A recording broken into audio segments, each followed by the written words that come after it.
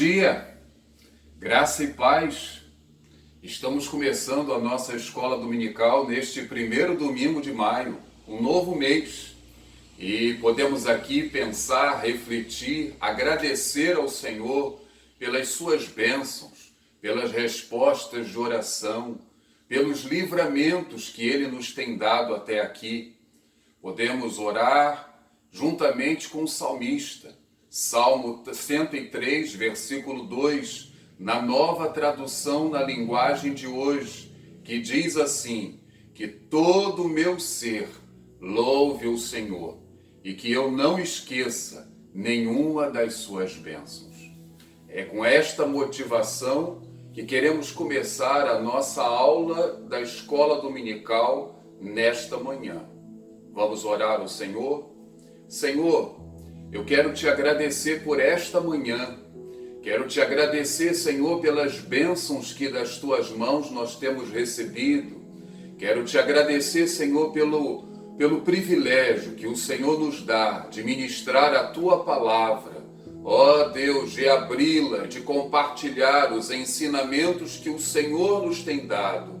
E nós rogamos que nesta manhã o Senhor nos conduza aos pastos verdejantes, que o Senhor venha saciar a nossa fome, que o Senhor venha saciar a nossa sede, que o Senhor venha abrir os nossos olhos, e o Senhor venha nos fazer enxergar além da letra.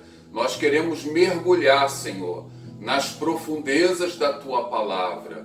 Venha nos conduzir, venha nos iluminar, venha repreender, ó Deus, o pecado na nossa vida, venha nos levar para mais perto do Senhor. Abençoa, Senhor, este irmão, esta irmã, este amigo, ó Senhor, que nos assiste nesta manhã. Fala a cada coração, encha os nossos corações com a Tua presença, com o Teu gozo.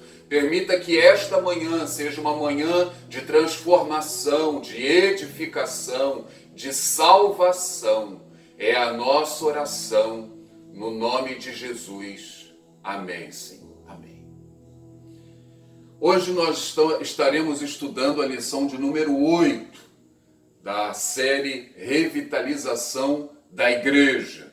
E o tema desta lição número 8 é revitalizando nossa vida de oração. Você já reparou como os temas todos deste ano têm se convergido? Veja, primeiramente o tema da igreja. Tempo de aprofundar raízes e de frutificação, fundamentado em 2 Reis, capítulo 19, verso 30. O Senhor, Ele nos chama, o Senhor nos desafia a aprofundar nossas raízes, símbolo de estabilidade. Para quê? Para que nós venhamos a produzir frutos. E aí temos a nossa série de lições falando sobre a revitalização. O tema central é apatia e esfriamento. Sua igreja precisa de revitalização. E em meio a tudo isso, vivemos um tempo de isolamento social. O Senhor nos coloca dentro das nossas casas e nos faz desafios tremendos. É como se nós estivéssemos no cantinho do pensamento. Ele nos tivesse colocado no cantinho para nós refletirmos sobre os nossos caminhos, sobre as nossas atitudes, os nossos valores, e nós nos voltarmos para Ele. Hoje, nós vamos pensar com vocês na nossa lição sobre a oração. A oração. A vida cristã, querido, querida, ela não é estática. Todos nós experimentamos momentos de fervor espiritual e também momentos de frieza espiritual. A oração, ela é a chave para revitalizar o nosso relacionamento com Deus. É através dela que nós vamos alcançar o crescimento que o Senhor tem para mim e para você. E eu pergunto, de fato, você crê que Deus ouve as orações? Nós temos um pensamento na nossa sociedade que nós investimos naquilo que nós acreditamos. Aquilo que eu acredito, eu invisto tempo, eu invisto dinheiro. Por que será que nós investimos tão pouco na oração? Por que será que você investe tão pouco na oração? Você já parou para pensar sobre isso? A Bíblia, ela tem alguns versículos que mostram para nós que seria um absurdo o Senhor não ouvir as nossas orações. E eu quero começar essa aula mostrando esses versículos para os irmãos.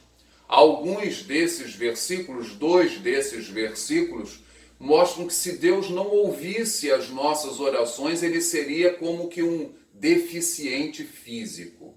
Vamos ver? O primeiro desses versículos nós encontramos em Isaías, capítulo 50, verso 2. E eu leio na Nova Almeida, que diz assim: será que a minha mão se encolheu tanto que já não pode remir? Ou será que já não há força em mim para livrar? Será que a minha mão se encolheu tanto? Será? É a pergunta que o Senhor está fazendo aí através do profeta Isaías. Será que a mão dele está uma mão esmirrada? E o Senhor está a falar aqui sobre a disposição dele para ouvir as nossas orações. Não. A mão do Senhor não está esmirrada, a mão do Senhor não está encolhida. Não, não é essa a realidade. O Senhor não é um deficiente. O segundo versículo, Isaías ainda, capítulo 59, no verso 1, e eu agora leio na Nova Tradução na linguagem de hoje, que diz assim, abre aspas, vocês estão pensando que o Senhor perdeu a força e não pode nos salvar? Ou pensam que ele está surdo e não pode nos ouvir? Neste segundo versículo é colocado como se o Senhor pudesse estar surdo, impossibilitado de nos ouvir.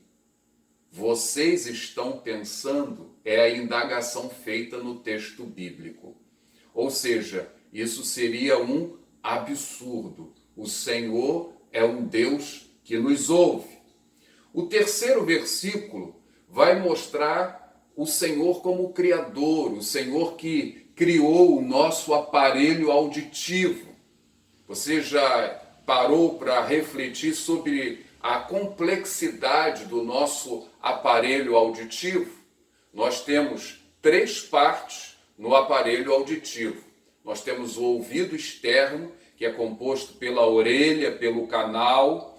Nós temos o ouvido médio, onde existe o tímpano e 3 ossinhos, bigorna, martelo e o estribo.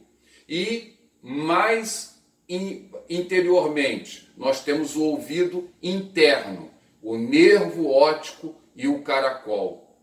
Tudo isso para poder traduzir os sinais sonoros para o nosso cérebro. Quem fez isso? O Senhor. O Senhor. Agora vejam o que o salmista lá no Salmo 94, verso 4, eu leio na Nova Bíblia, na Bíblia Viva, Nova Bíblia Viva, que diz assim: se foi o Senhor que formou o ouvido, será que ele não pode ouvir? Se foi o Senhor que formou o olho, será que ele não pode ver? Às vezes nós temos a sensação de que o Senhor não está nos ouvindo, de que o Senhor não está nos vendo. Mas, novamente, a Bíblia vai nos mostrar que este pensamento, esta ideia, é absurda. E a última palavra que eu poderia aqui apresentar para vocês está lá em Mateus, capítulo 7, do verso 9 ao verso 11. É o próprio Jesus no Sermão da Montanha, ele falando ali sobre a oração, e ele diz o seguinte, abre aspas, na Nova Tradução na linguagem de hoje: por acaso algum de vocês, que é pai, Será capaz de dar uma pedra ao filho quando ele pede pão? Ou lhe dará uma cobra quando pede um peixe? Vocês, mesmo sendo maus, sabem dar coisas boas aos seus filhos. Quanto mais o Pai de vocês, que está nos céus, dará coisas boas ao que lhe pedirem. Mateus, capítulo 7, do verso 9 ao verso 11. Eu creio que essas 4 passagens, elas enchem o nosso coração, elas nos conduzem à oração. O Senhor é um Deus que nos ouve. No Sermão da Montanha, Jesus, ele vai nos ensinar a orar e primeiramente, ele vai nos ensinar como não orar. Esse é o nosso primeiro ponto. Como não orar. Antes dele ensinar a oração do Pai Nosso, Jesus ele vai nos ensinar a maneira certa e a maneira errada de orar.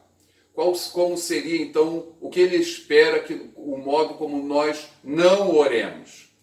Mateus capítulo 6, verso 5 ao verso 8, e eu leio na Revista e Atualizada, e diz assim: E quando orardes, não sereis como os hipócritas, porque gostam de orar em pé nas sinagogas e nos cantos das praças, para serem vistos dos homens.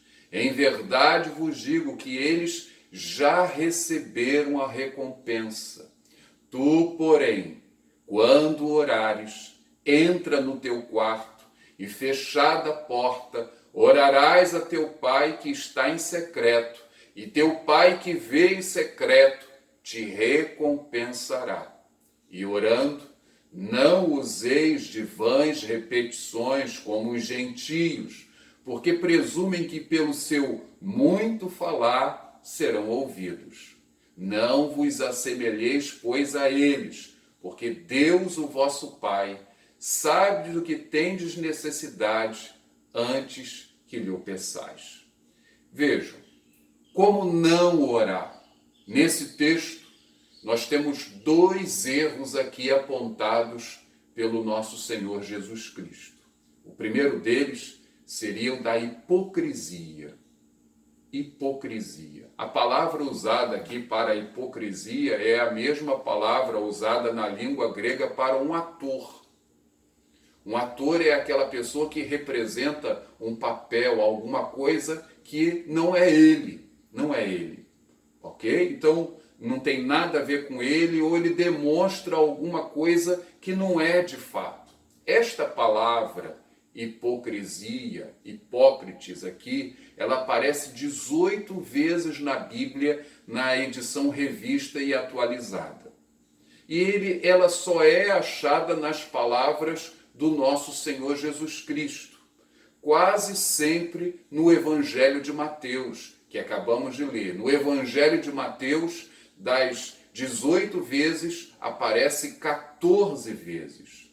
E Jesus aqui, ele vai mostrar os hipócritas dando esmolas, orando, jejuando, para serem vistos e enaltecidos pelos homens. Vamos ver? Mateus capítulo 6, verso 2, na Nova Tradução na linguagem de hoje, assim está registrado: quando você der alguma coisa a uma pessoa necessitada, não fique contando o que você fez, como os hipócritas fazem nas sinagogas e nas ruas. Eles fazem isso só para serem elogiados pelos outros. Eu afirmo a vocês que isto é verdade. Eles já receberam a sua recompensa. Jesus está abordando aqui a questão do auxílio ao próximo, das esmolas. E o hipócrita é aquela pessoa que faz para chamar a atenção. Em segundo lugar, Mateus capítulo 6, verso 5, e lemos agora na Nova Almeida, que diz assim, abre aspas: E quando orarem, não sejam como os hipócritas, que gostam de orar em pé nas sinagogas e nos cantos das praças para serem vistos pelos homens. Em verdade lhes digo que eles já receberam a sua recompensa. E a terceira passagem, Mateus capítulo 6, verso 16. Na nova tradução na linguagem de hoje, quando vocês jejuarem, não façam uma cara triste como fazem os hipócritas, pois eles fazem isso para todos saberem que eles estão jejuando. Eu afirmo a vocês que isto é verdade. Eles já receberam a sua recompensa. Jesus, portanto, ele está demonstrando aqui que o hipócrita, ele auxilia o próximo, ele ora, ele jejua só para chamar a atenção dos outros, mas ele não faz de coração. E nos três casos, Jesus ele vai aqui afirmar, eles já receberam a recompensa. Nos três versículos lidos, nós temos a afirmação de Jesus, de que eles já receberam a recompensa. E que recompensa seria essa? Seria a recompensa de serem notados, a recompensa de serem admirados pelos homens. Mas a oração não subiu ao trono de Deus. Por quê? Porque ela não é sincera, é puro exibicionismo. E aí nós precisamos olhar para o nosso coração e avaliarmos até onde vai a nossa sinceridade, até onde nós não queremos chamar a atenção dos outros, queremos impressionar com a nossa espiritualidade. O Senhor Jesus é aquele que conhece a sinceridade do nosso coração, ele conhece as nossas reais motivações, ele não se deixa impressionar por palavras bonitas, eloquentes, um vocabulário rico, não. Acima de tudo, ele olha para a condição dos nossos corações. E aí Jesus está condenando essa atitude externa do coração dos homens. O segundo erro que Jesus vai condenar é da oração mecânica, do perigo da oração mecânica, de nós usarmos de vãs repetições. No texto que lemos, diz assim, e orando, não useis de vãs repetições, como os gentios. Tanto a nova tradução na linguagem de hoje, como a nova versão internacional e a nova Bíblia Viva, ao invés de usarem pagãos, ou melhor, ao invés de usar gentios, usam o termo pagãos. Não oreis como os pagãos. O que ele está querendo dizer aqui? O pagão é aquela pessoa que não tem conhecimento de Deus, das coisas de Deus.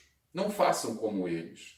E o que o pagão faz? O pagão, ele ora repetidamente a mesma coisa.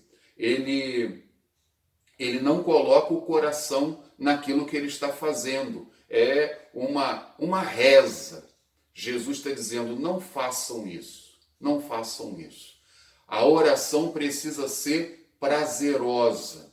Nós não devemos fazer nada por uma simples obrigação. A oração não pode ser vista como uma punição ou como uma obrigação.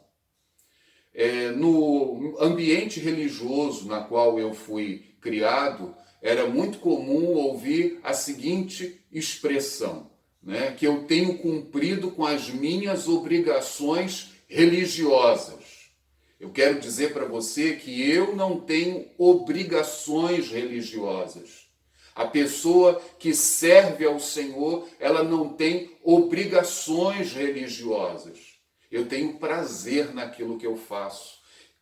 Eu tenho prazer na leitura da palavra. O salmista vai dizer para nós lá no Salmo 1 que o seu prazer está na lei do Senhor e nela medita de dia e de noite. Eu me alegro em meditar, eu me alegro ao fazer a oração. Então, não existe uma obrigação, mas é algo que flui de dentro de nós. É algo que é espontâneo.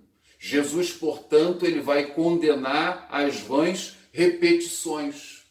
Mas, ao mesmo tempo que ele condena as vãs repetições, ele vai incentivar as importunações. Veja, vãs repetições não significam a mesma coisa que importunações. O que é a importunação? É o ato de você incomodar com súplicas repetidas, pedidos insistentes.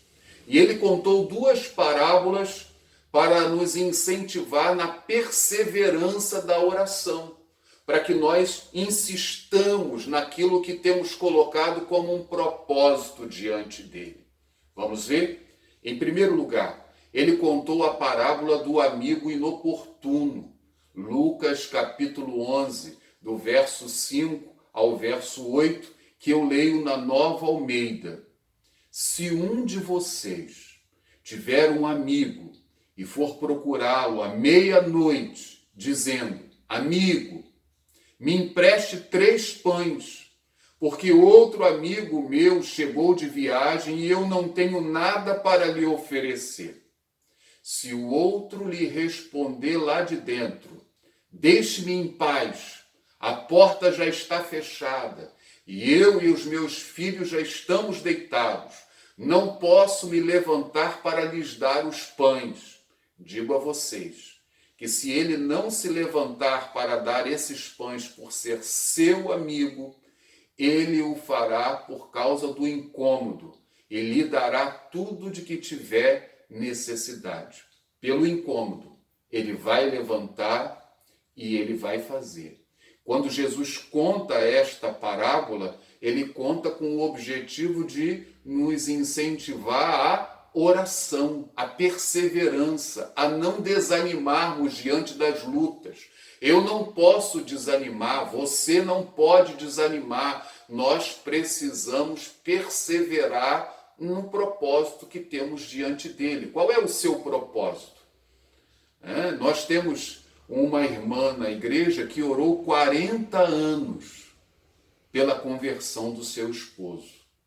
E depois de 40 anos, ele tomou a decisão e nós tivemos a alegria de batizá-lo. Ele hoje tem quase 100 anos, fez aniversário há dias atrás. É o irmão Enio, papai do pastor Osmar, da irmã Elizabeth, da irmã Eulina, né? A irmã Adeli, nossa falecida irmã, ela orou durante 40 anos, ela não desanimou, ela colocava a vida do seu esposo diante do trono da graça. E porque ela não desanimou, ela continuou colocando aquela vida preciosa diante do Senhor, um dia o Senhor respondeu a sua oração. Então, não desanime, é o que Jesus está nos ensinando aqui. A segunda parábola que nós temos na Bíblia e contada por Jesus com este mesmo propósito, para que nós não desanimemos nos nossos propósitos, é daquela viúva chata. Você conhece a parábola da viúva chata? Você conhece uma viúva chata?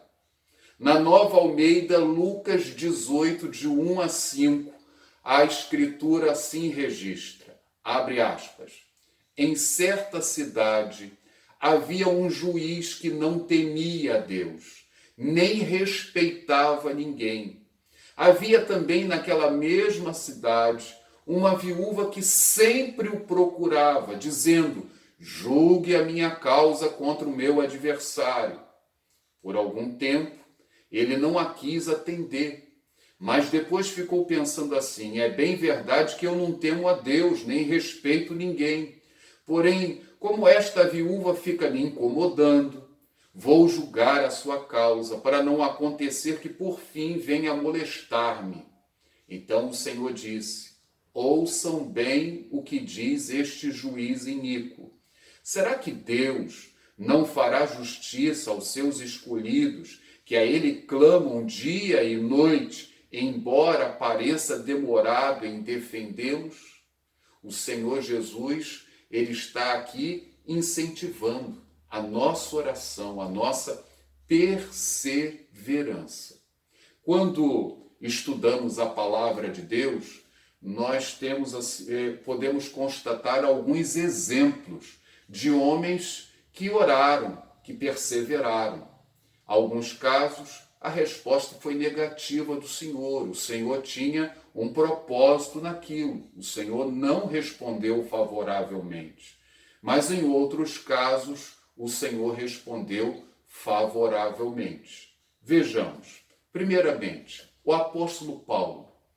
A Bíblia diz que ele orou 3 vezes para que o Senhor retirasse o espinho da sua carne. Está lá em 2 Coríntios, capítulo 12, verso 8. E ele orou 3 vezes, ele fez o mesmo pedido 3 vezes, e o Senhor disse para ele: não, a minha graça te basta, Paulo, porque o meu poder se aperfeiçoa na fraqueza. Mas ele insistiu. Segundo lugar, nós podemos ver o exemplo do próprio Jesus lá no Getsêmani. Mateus capítulo 26, do verso 36 ao 45, quando o Senhor Jesus disse para o Pai: Pai, se possível, passa de mim este cálice. Contudo, não seja feita a minha vontade, mas a tua. E a vontade do Pai prevaleceu. Jesus foi à cruz, graças a Deus, morreu ali em nosso lugar e conquistou assim a vitória para mim e para você. Mas vejam, Jesus ali no Getsêmani fez 3 vezes o pedido. O terceiro exemplo que nós podemos aqui colocar para vocês é de Davi. Davi orou e jejuou durante 7 dias em favor da criança fruto do seu adultério. Ele caiu no pecado do adultério com Batseba. Batseba, ela concebeu e a criança ficou mortalmente enferma. E ele começou a orar, ele começou a clamar ao Senhor. Isso está lá em 2 Samuel, capítulo 12, do verso 16 ao verso 18. E ele orou e jejuou durante 7 dias. E o Senhor não atendeu a oração dele também não orou. Eu estou dando 3 exemplos de orações que receberam resposta negativa, e agora eu vou dar um exemplo de alguém que orou durante 20 anos para ser pai, e a resposta foi positiva. Quem foi? Isaac. Isaac orou 20 anos para ser pai. A Escritura registra que Rebeca ela era estéril. Gênesis capítulo 25, do verso 19 ao verso 26, e ele orou e o Senhor deu a vitória. O Senhor conhece as nossas necessidades. Ele conhece aquilo que vai no meu íntimo, aquilo que vai no seu íntimo, a realidade do meu lar, a realidade do seu lar. E em Mateus 6, 8, o Senhor Jesus diz: não vos assemelheis, pois, a eles, porque Deus, o vosso Pai, sabe o de que tendes necessidades antes que lhe o peçais. A oração, na verdade, é uma exposição da nossa dependência do Senhor. Quando nós oramos, nós aprendemos a depender de Deus, nós nos colocamos em suas mãos. O Senhor vai lapidando as nossas vidas, vai nos aperfeiçoando para que os seus propósitos possam se cumprir em nós. Em segundo lugar, Jesus ele vai nos ensinar como orar. E ele vai passar para nós aqui alguns princípios que eu devo ter em mente, que você deve ter em mente para você poder orar. Quais seriam esses princípios? O primeiro princípio destacado aqui por Jesus no Sermão da Montanha é o princípio da exclusão. Mateus capítulo 6, verso 6, na Revista e Atualizada diz assim: Tu, porém, quando orares, entra no teu quarto e, fechada a porta, orarás a teu pai que está em secreto, e teu pai que vê em secreto te recompensará. O que isso significa? O princípio da exclusão. Eu devo excluir tudo aquilo que possa me distrair na presença de Deus. Pessoas, coisas como o telefone, o celular, o computador. O Senhor, Ele deseja ter um momento exclusivo comigo e contigo. Na sua prática diária, você tem essa preocupação? Ele diz, quando você for orar, entra no teu quarto, fecha a porta e ora ao teu pai em secreto. É isso que o Senhor quer de você. O Senhor quer falar contigo na sua intimidade. É de porta fechada. De porta fechada. É lógico de que de nada adianta fechar a porta se eu continuo cheio de mim, se eu não consigo, me concentrar naquilo que eu estou fazendo. E talvez eu precise fazer algum exercício para aquietar a minha mente, aquietar o meu coração e eu poder assim me entregar por completo na presença de Deus. John Stott, no seu comentário sobre o Sermão do Monte, ele vai dizer que se eu não consigo me esvaziar de mim mesmo, eu posso até fechar a porta, mas vai ser como se eu estivesse orando nas ruas e nas praças, como os hipócritas aqui já citados. Então o Senhor, Ele quer que eu venha me esvaziar, que você venha se esvaziar, que Ele tenha essa exclusividade, essa intimidade, você aquietar o seu coração e você buscar o Senhor no secreto. Esse é o primeiro princípio que Ele vai nos ensinar aqui. O segundo princípio que o texto também coloca para nós é o princípio da percepção. O verso 6 diz, orarás a teu Pai.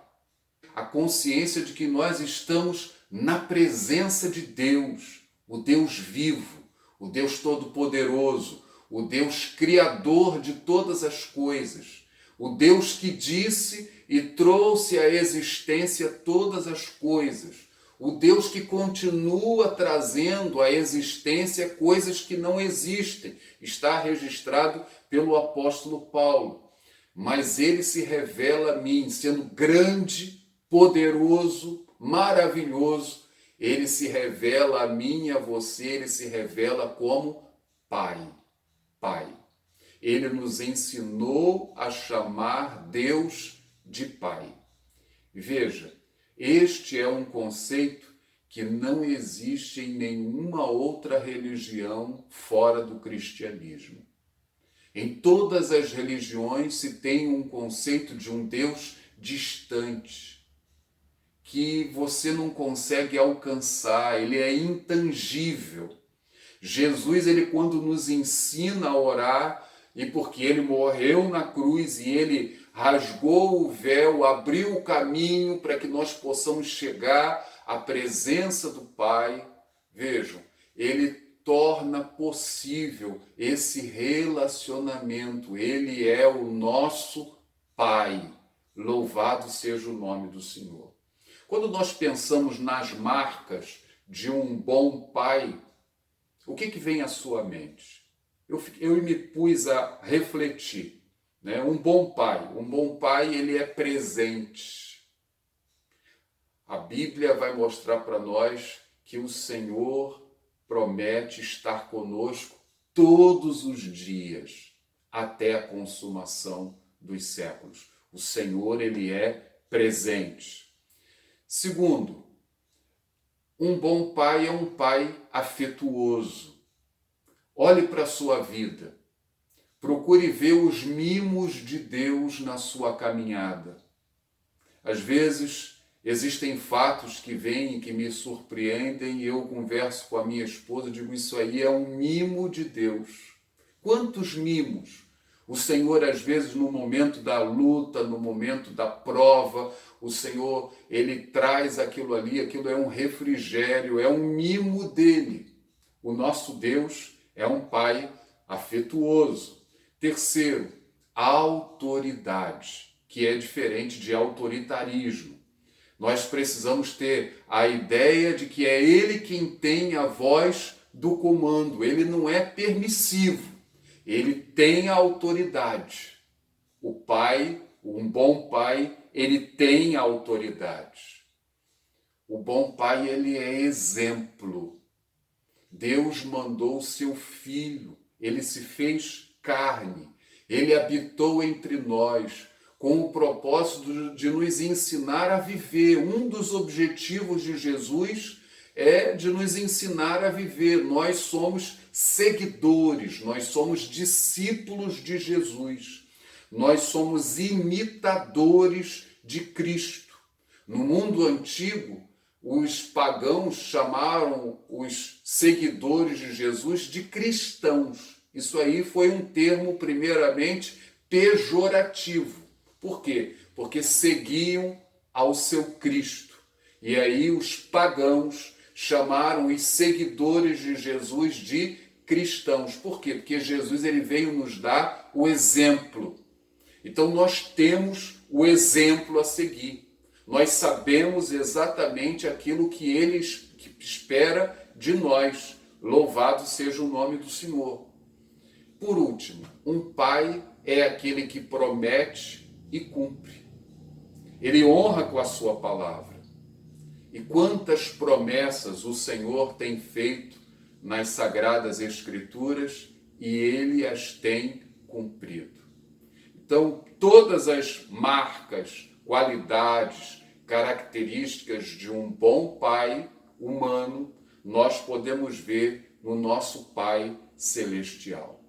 E por que tudo isso? Porque ele deseja ter um relacionamento conosco.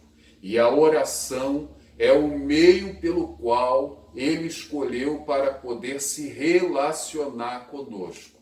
Eu dei o exemplo agora da família. A família é uma criação divina e nessa descrição do bom pai, nós temos a descrição do nosso Deus. Então, o primeiro princípio que vimos aqui é o princípio da exclusão, onde eu vou excluir todas as coisas para que eu possa viver a intimidade com o meu Pai. Em segundo lugar, é o princípio da percepção. Eu vou perceber que eu estou na presença de um Deus tão grande, maravilhoso, poderoso, mas ele se revela a mim como meu Pai.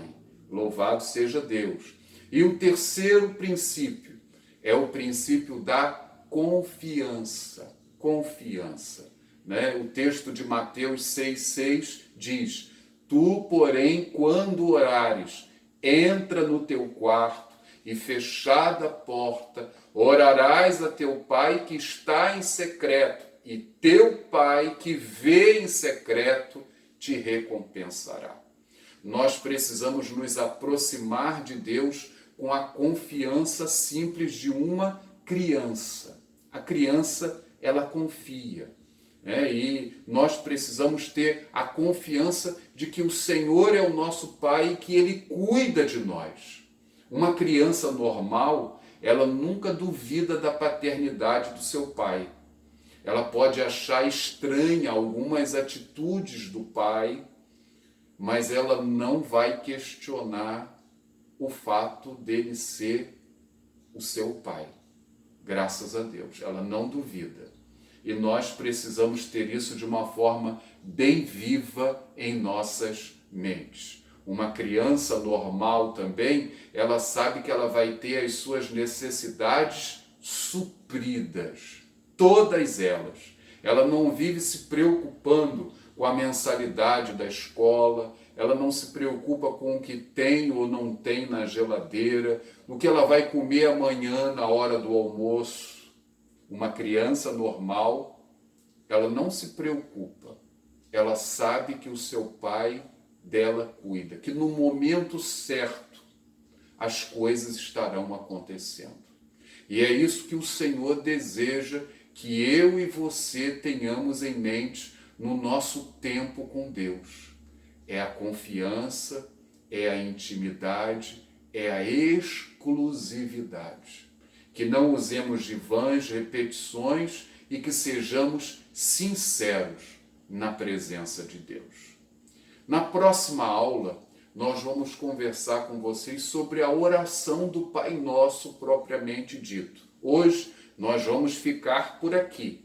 E eu quero perguntar para você, nessa conclusão, qual é o lugar da oração na sua vida?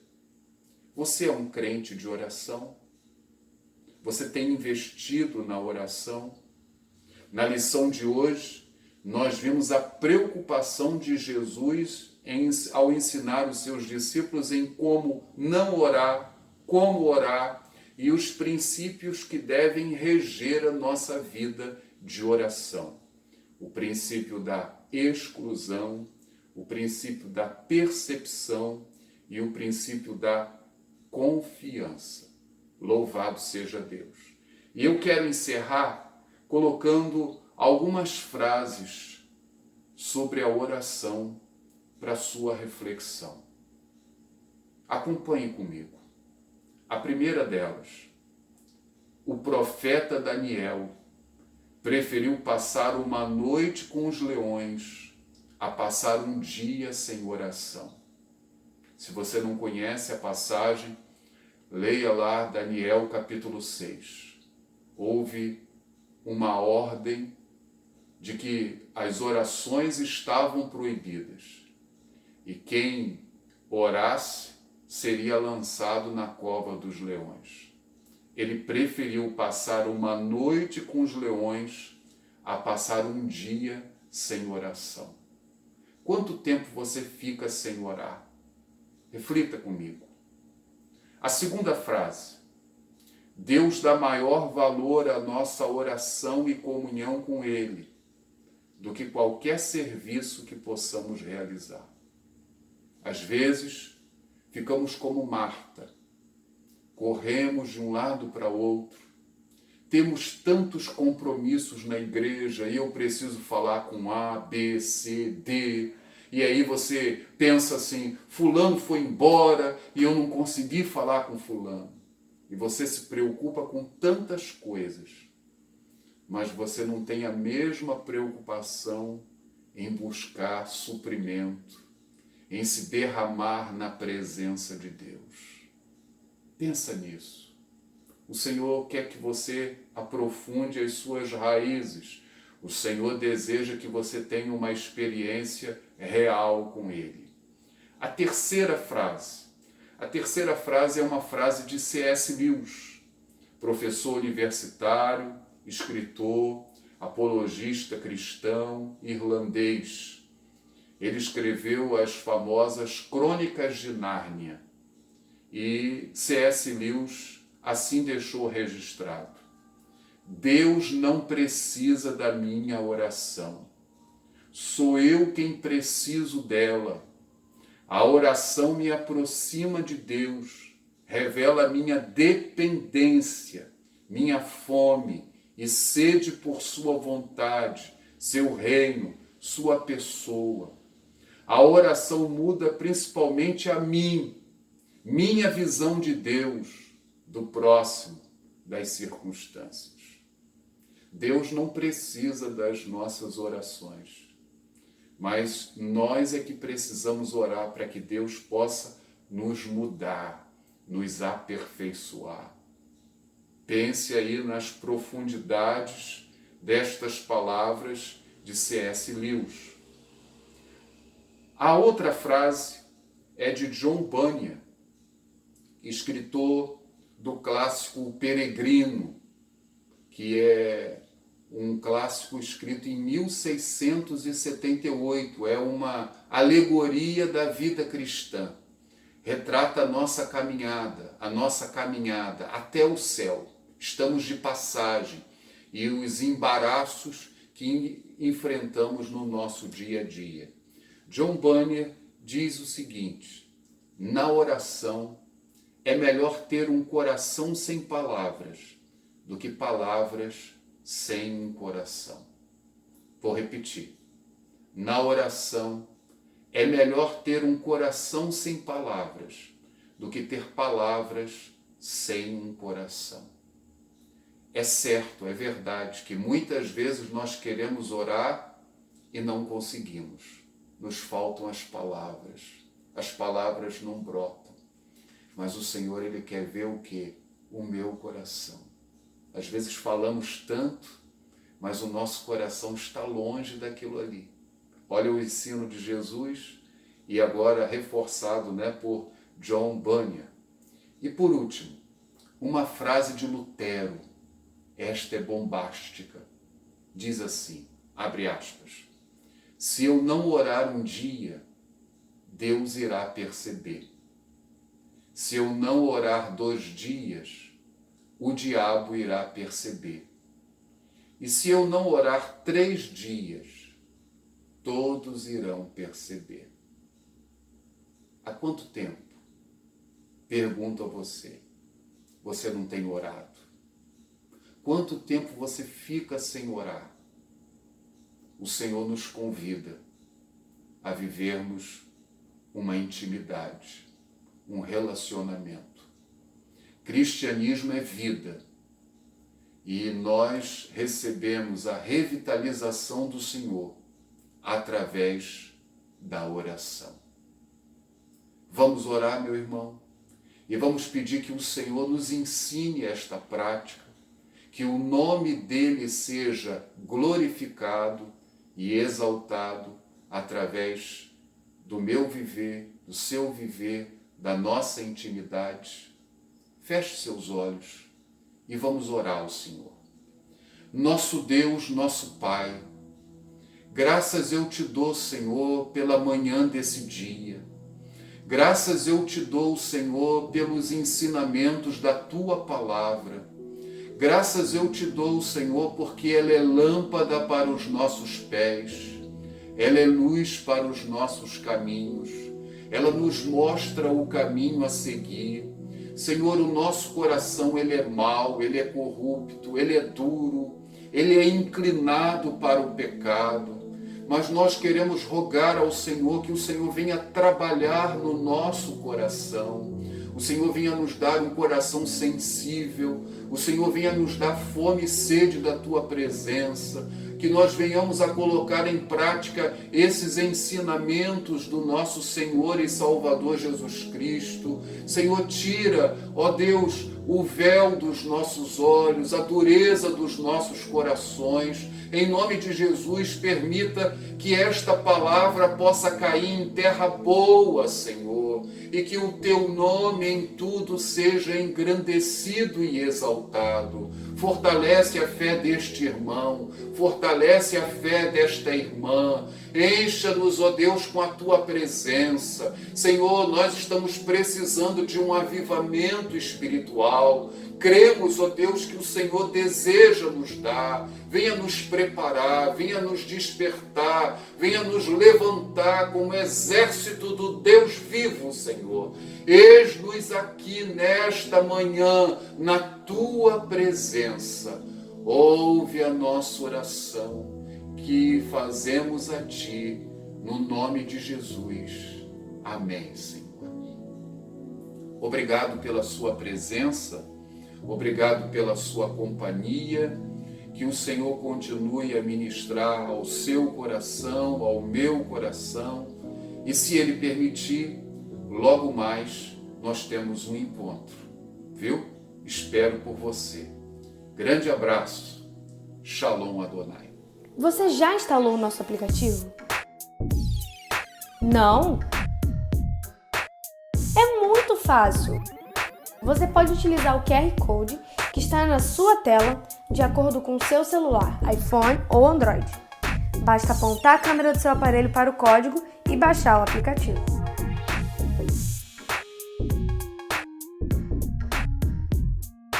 Caso prefira, você poderá acessar a loja de aplicativos do seu celular e pesquisar pelo nome do nosso aplicativo, UIECB. Depois, clique em Instalar e aguarde.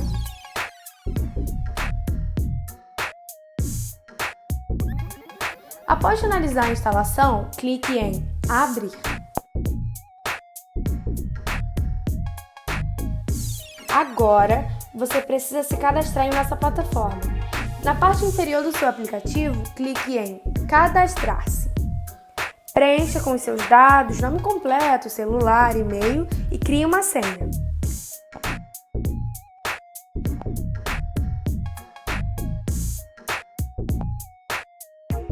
Agora você precisa selecionar a igreja. Clique no campo Qual igreja frequenta? E pesquise por Campo Redondo. Depois, clique em Igreja Evangélica Congregacional de Campo Redondo. Marque a caixa ali e aceite os termos de uso.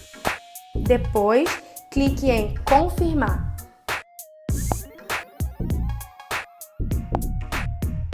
Pronto! Seu cadastro foi criado com sucesso.